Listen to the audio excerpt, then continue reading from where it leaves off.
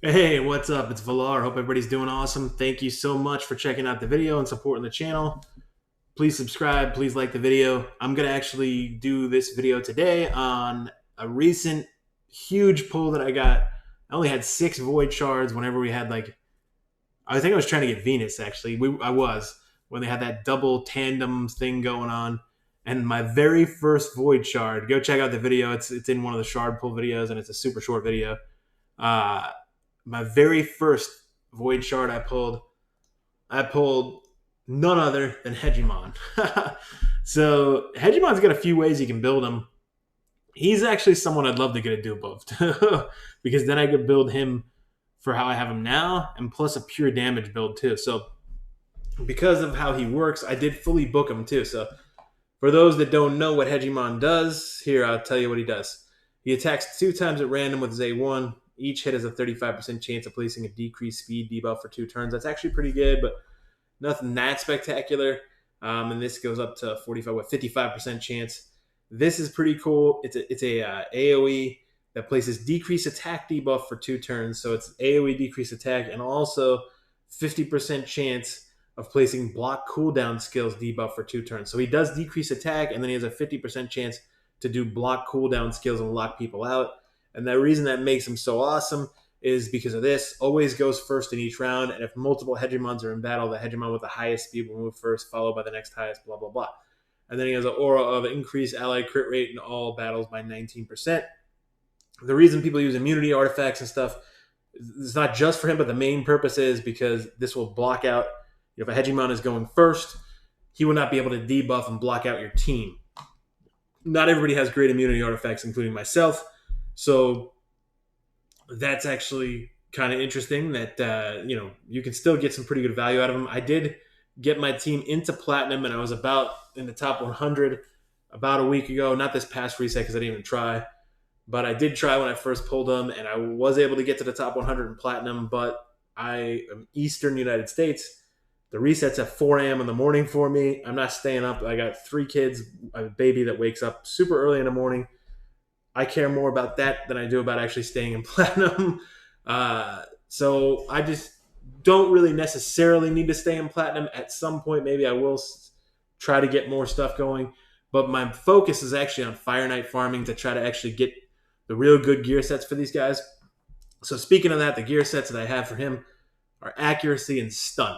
So I don't have a ton of stun artifacts that are amazing, but I built him in a stun set because I want him to be able to do the CC, right? So he can not only could he lock out, he get a decreased attack, he could do a block cooldown skills, plus he could actually stun the opposing team, right? It's an 18% chance, but it does land a decent amount of time. So here's the weapon I got for him. This is actually a pretty good weapon. Double crit damage roll with some speed. And his damage is based mostly off attack as well. And then here's the helmet, accuracy, resistance, speed. You do need some accuracy on him too. Right? As much accuracy as you possibly get because he does have debuffs that you want him to land. Triple speed on this stun artifact right here with some crit rate and resistance. Pretty nice. Crit rate gloves with attack. A little tiny bit of speed. That rolled some flat stats up here, which is pretty bad, but hey, whatever. Attack chest with double speed and crit rate. And then speed boots, which rolled I got an accuracy max on the glyph.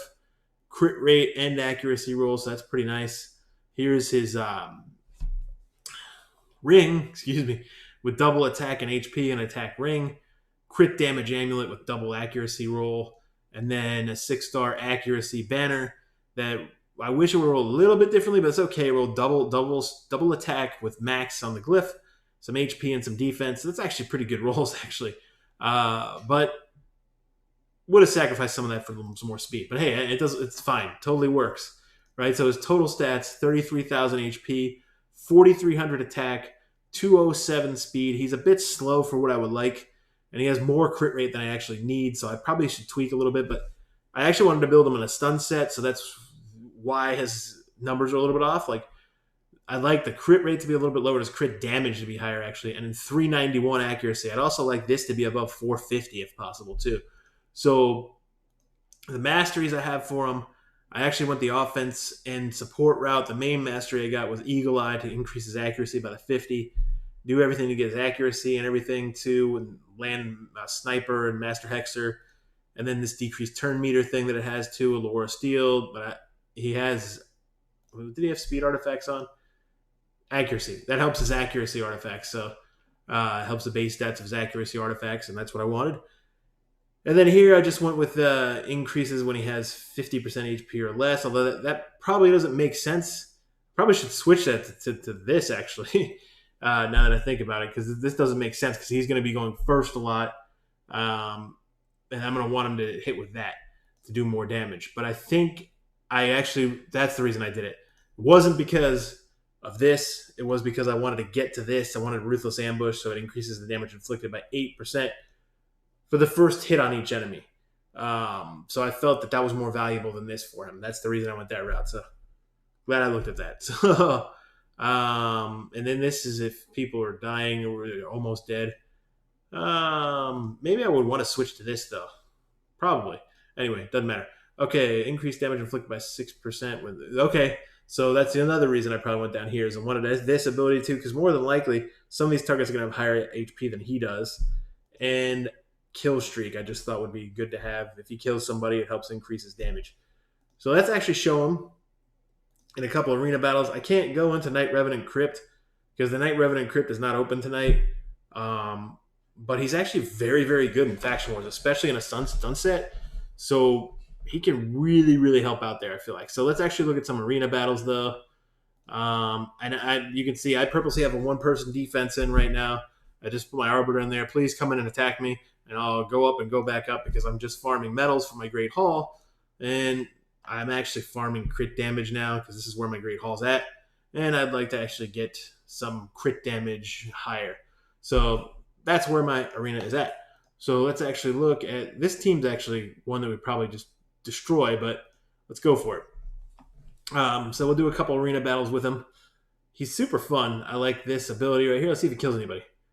No, he didn't. But okay, he got stuns off. So he stunned 2. He stunned 2, and he stunned the Arbiter, which is great. And he blocked out the skills of the Apothecary there, too. So pretty nice abilities.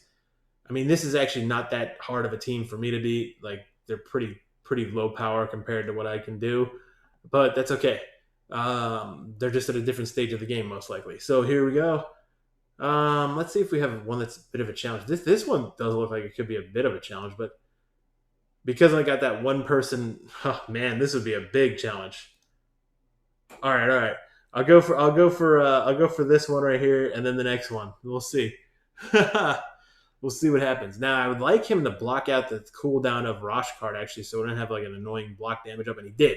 So right there, we got a skill lockout. We got 3 skill lockouts. We didn't land any stuns that time, but we got 3. I accidentally hit the wrong button.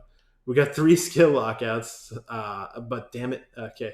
He got the block damage up because he's fast enough to do it, and now we can just kill him, though, still.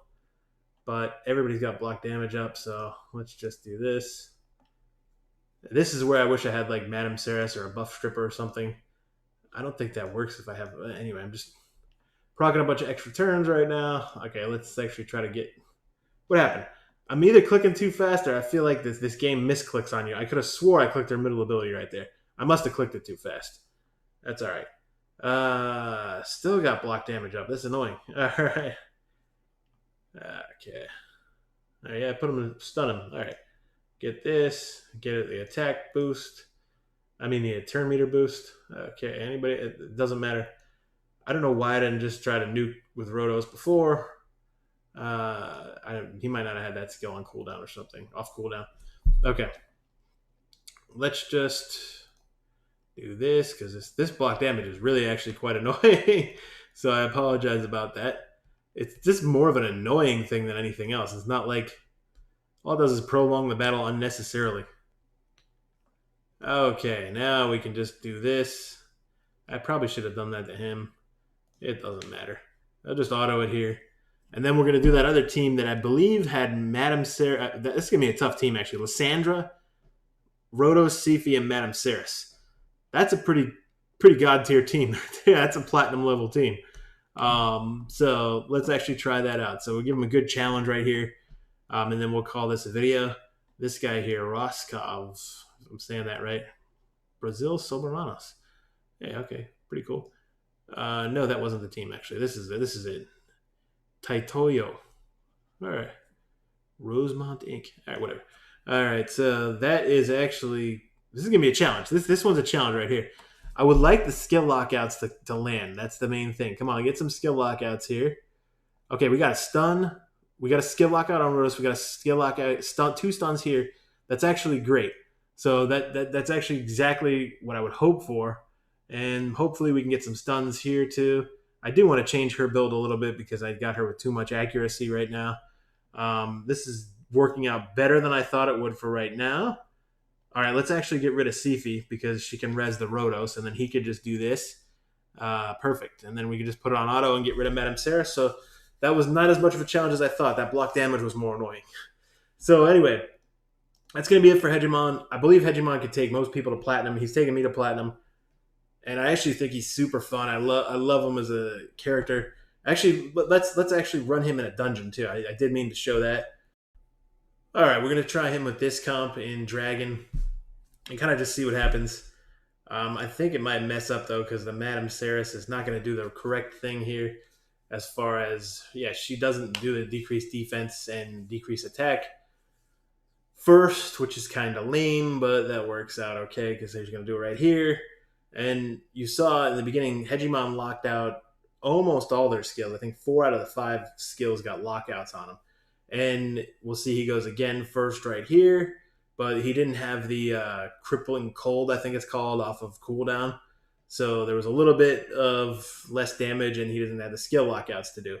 But there we go. He's there. It's off now, and he's skill locked out. He skill locked out the one Horden and stunned the other Horden. So you can see the crowd control is huge if you build him in a stun set. So he's not just an arena champion. He's actually got uses besides arena. I feel like he's a pretty damn good dungeon champion and probably one of the best crowd controllers in the game, period, because of how his kit works, and he always gets to go first. So every single round, you're going to be able to have him use his CC mechanics, which is really cool. So we'll see how long it takes us to get through the wave here. And again, I have my FPS set a little bit too low because my PC was roasting when I had it too high the other day. Minute and 20. All right. So we'll see what happens here. I hope Saris actually has her skill off cooldown to do the decreased defense and decrease attack, but doesn't seem like it right there. And he doesn't bring anything against the boss, so that part's where it's a little bit weird. Like, he's not that great against the boss. So, but he's great against the waves. So that's the reason Faction Wars is amazing. I'm actually going to pause. Okay, it's going quicker than I thought. I don't know if he'll do this ability again, but he did hit the boss, actually. Well, he did it there, 19,000. But he did hit for like 55,000 in one of his hits. So he does hit decently hard. I mean, I still don't think the boss is where he shines, obviously. It's all the crowd control mechanics for dungeons and trash mobs and that type of stuff. But he works out great. Hegemon, to me, is like one of my favorite characters. He's God tier, obviously. He's like probably top 3 arena characters in the game. And you can build him a couple different ways. I built him with a stun set because I just wanted the crowd control mechanics on him. But you could build him really high, like crit rate, crit damage, just go pure damage to go right out the gate with just nuking the crap out of people, which would probably be better if you're up against people with immunity sets in Platinum more, because you're not going to get the debuff consistency like how I have them built right now. But if they don't have the immunity sets, you can get it. So that's going to be it. Please subscribe to the channel. Thank you so much for checking out the video. I'll be back soon with another Raid Shadow Legends video. Cheers.